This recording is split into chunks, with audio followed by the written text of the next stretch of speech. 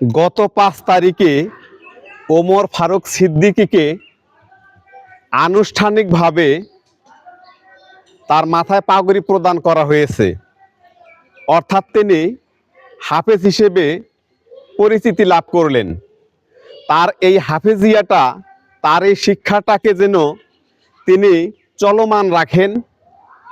যেভাবে অন্য হুজুর তাকে মাথায় পাগড়ি পরিয়ে দিয়েছে, ওনার যোগ্যতা অনেক বেশি।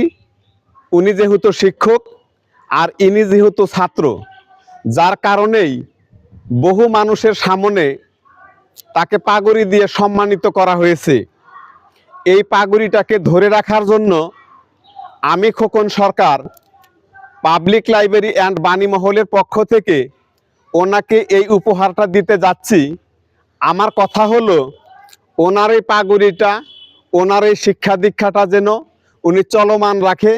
উনি যেন হাজার হাজার ছাত্রের মাথায় পাগড়ি প্রদান করে দিতে পারে এবং উনি যেন সূর্যের মতো অন্ধকার পৃথিবীকে আলোকিত করতে পারে।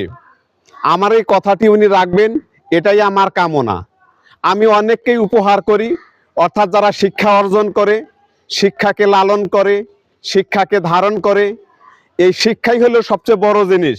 যার ভিতরে শিক্ষা আছে তার হৃদয়টা হলো সুন্দর হৃদয়, যার ভিতরে শিক্ষা নাই তার হৃদয়টা হলো উজাড় ঘর।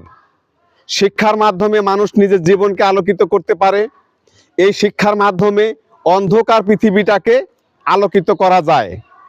আমার কামনা রইল তিনি যেন শিক্ষার মাধ্যমে তার জীবনকে আলোকিত করে এবং এই অন্ধকার সমাজ, দেশ ও পৃথিবীটাকে আলোয় আলোকিত করতে পারে।